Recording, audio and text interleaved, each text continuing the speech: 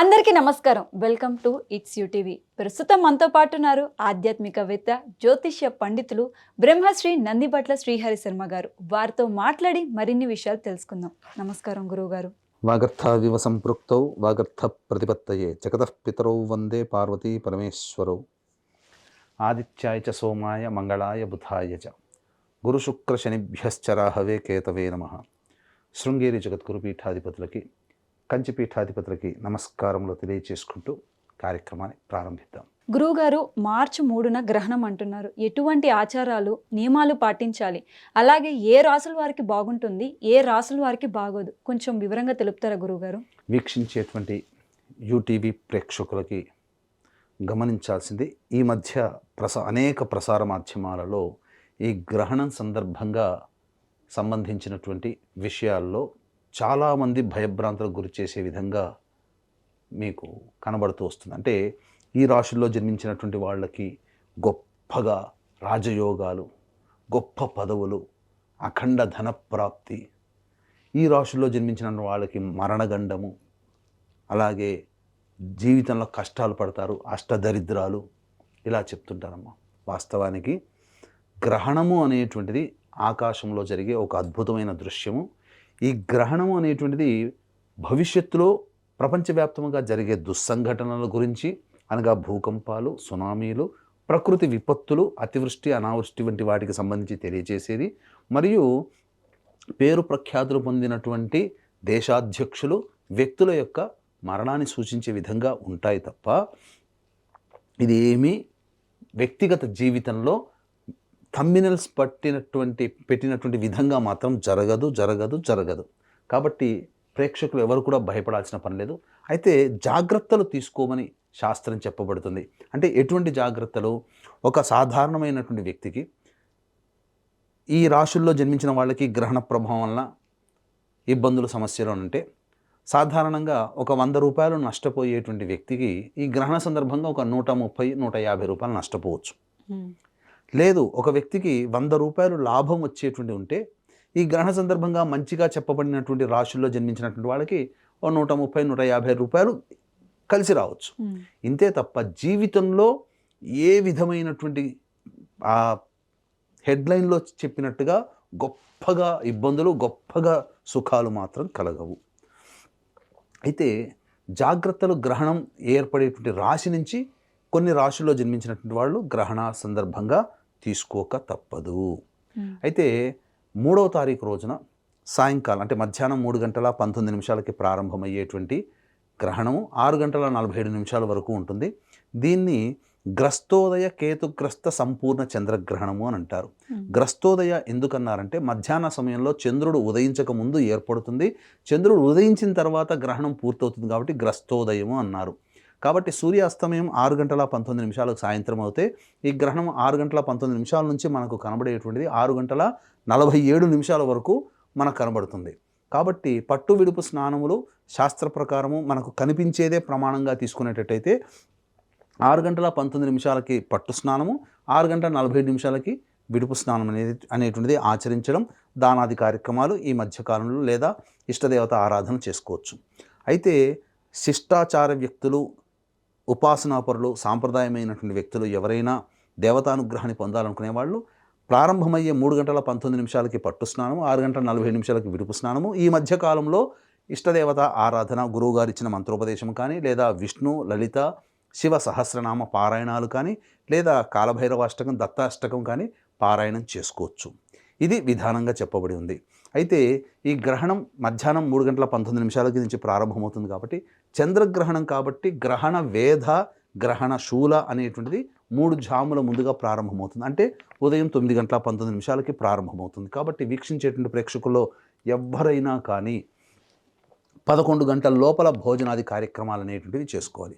ఆ రోజు శ్రాద్ధక్రియలు ఇవన్నీ ఉన్నాయనుకుంటే గ్రహణం విడిచిన తర్వాత శ్రాద్ధక్రియలు చేసుకోవచ్చు. ఇక ప్రధానంగా గర్భవతుల దగ్గరికి వచ్చేసరికి చాలామంది అసత్య ప్రచారము, ఇట్లా పట్టుకొని ఇక బిగిసినట్టుగా కూర్చోవాలి, ఎక్కడికి తిరగకూడదు, గాలి కూడా పీల్చకూడదు అన్నట్టుగా కొన్ని దుష్ప్రచారాలు జరిగాయి. గర్భవతులు అటువంటి నియమాలు ఏమీ పాటించాల్సినది లేదు. ఈ యొక్క చంద్రగ్రహణం కాబట్టి చంద్రగ్రహణాన్ని వీక్షించకూడదు, ఆరు బయట తిరగకూడదు, ఇంట్లోనే హాయిగా ప్రశాంతంగా గర్భవతులు నిద్రపోకుండా దైవనామస్మరణ చేసుకుంటూ ఇంట్లో అటు ఇటు అయినా తిరగవచ్చునమ్మా, ఇబ్బంది లేదు. ఇక బాలురకి వృద్ధులకి ఆహార నియమాలంటూ ఏమీ పెట్టలేదు కాబట్టి, అనారోగ్యగ్రస్తులకి పెట్టలేదు కాబట్టి వారు గ్రహణం కంటే ముందే భోజనం చేసి ఖాళీ కడుపుతో ఉంటే చాలా మంచిది. కానీ అందరూ కూడా ఉదయం 11 లోపల భోజనం చేస్తే ఈ యొక్క సంబంధించినటువంటి ఈ శరీరంలో ఎటువంటి ఆహారం ఉండదు కాబట్టి శుద్ధముగా శాంతముగా ఉంటుంది. అయితే పూర్వ ఫల్గుని నక్షత్రంలో కేతుగ్రస్త సంపూర్ణ చంద్రగ్రహణం కాబట్టి సింహరాశిలో ఏర్పడుతున్నది కాబట్టి ఈ సింహరాశిని బేస్ చేసుకొని మీనరాశి వారికి, మిథున రాశి వారికి, తులారాశి వారికి, వృశ్చిక రాశి వారికి యోగమైనటువంటి కాలం ఏర్పడుతుంది. మిగిలిన మేష, వృషభ, కర్కాటక, సింహ, కన్య, ధనుస్సు, మకర, కుంభ ఈ రాశుల్లో జన్మించినటువంటి వారికి కొంత దోషప్రదము. కాబట్టి ఈ రాశిలో జన్మించినటువంటి వారు తగు దోష నివారణ కార్యక్రమాలు అనేటువంటివి చేసుకోవాలి. దీన్ని దృష్టిలో పెట్టుకునే మన పీఠం ఆధ్వర్యంలో 4వ తారీఖు రోజున సాయంకాలం 6 గంటలకి ఈ మేష, వృషభ, కర్కాటక, సింహ, కన్య, ధనుస్సు, మకర, కుంభరాశిలో జన్మించిన వారికి గ్రహణ దోష నివారణ పూజలు, హోమాలు జరిపించి శక్తిపాతం చేసినటువంటి కరుంగలి మాల ఇవ్వడం జరుగుతుంది. కాబట్టి 4వ తారీఖు సాయంత్రం 5 గంటల లోపల స్క్రీన్పై కనిపిస్తున్న నెంబర్కి ఎవరైనా కాల్ చేసి గోత్రనామాదులు నమోదు చేసుకోవచ్చు.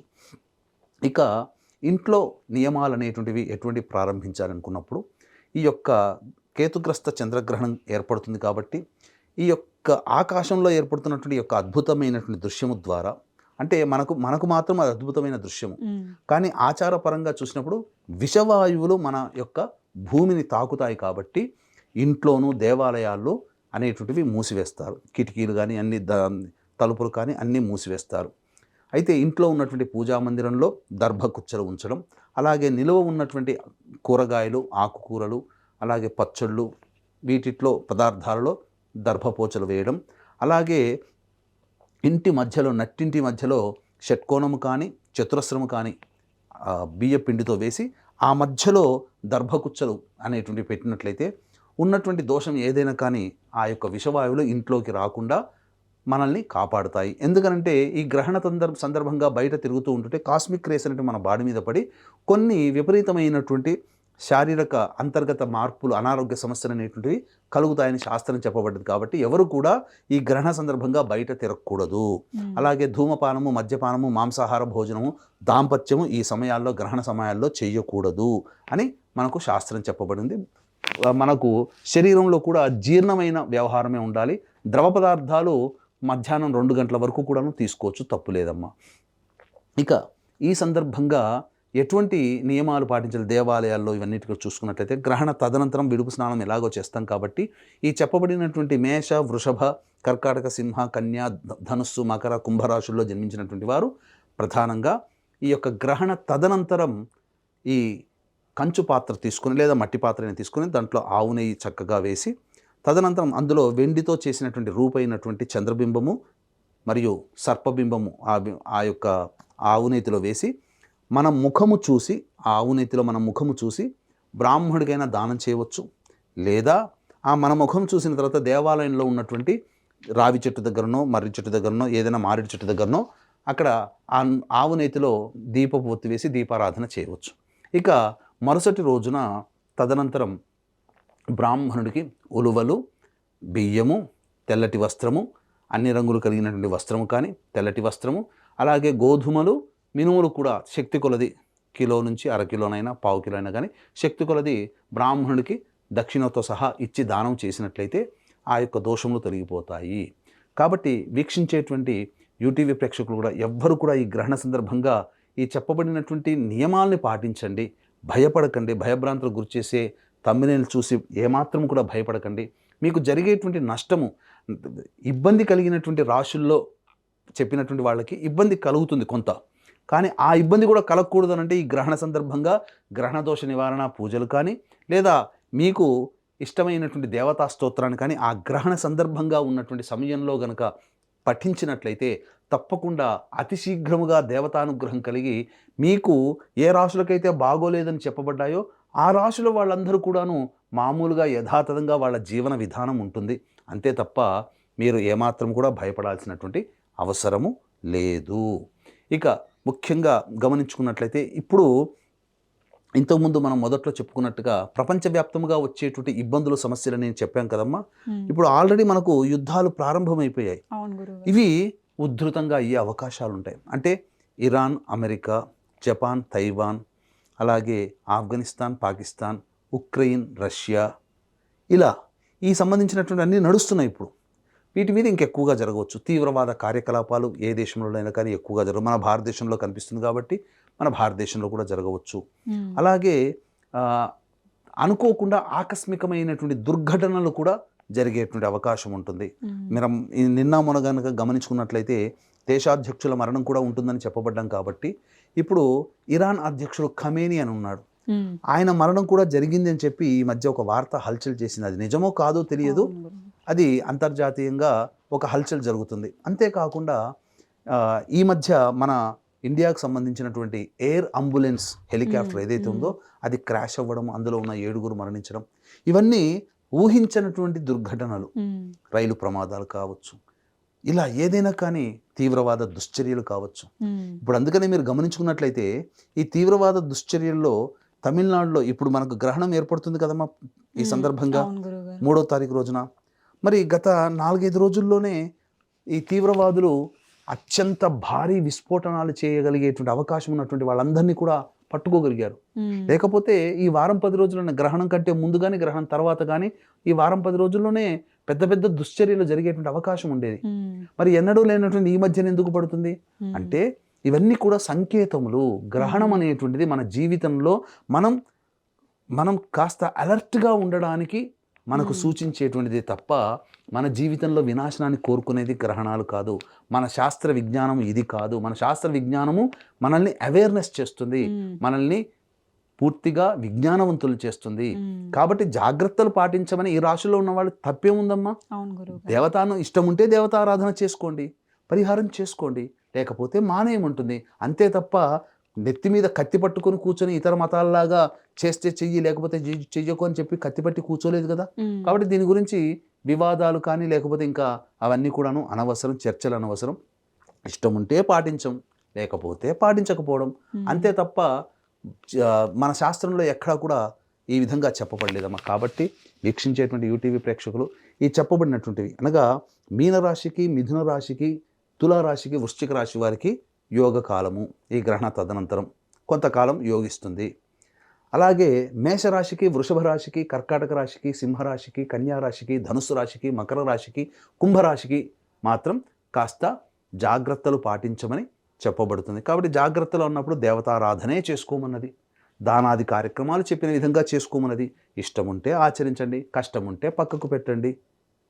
అలాగే మీరు చేసుకోలేకపోయినా మన పీఠమాధునిలో 4వ తారీఖు రోజున సాయంకాలం గ్రహణ దోష నివారణ పూజల హోమాలు ఈ చెప్పబడినటువంటి రాశిలో జన్మించినటువంటి వారికి చేయించి శక్తిపాతం చేసినటువంటి కరుంగలి మాల ఇవ్వడం జరుగుతుంది. కాబట్టి 4వ తారీఖు సాయంత్రం 5 గంటల లోపల స్క్రీన్పై కనిపిస్తున్న నెంబర్కి కాంటాక్ట్ చేసి పూర్తి వివరాలు తెలుసుకోవచ్చు. అంతే తప్ప శాస్త్రాన్ని విమర్శించేటువంటి అర్హత మనకు లేదు అనే విషయాన్ని గమనించుకొని ఇష్టమైతే పాటించడం, లేకపోతే పక్కకు పెట్టడం, ఇంతగానే తప్ప వేరే విధంగా శాస్త్రాన్ని అగౌరవపరచకుండా ఉంటే చాలమ్మా.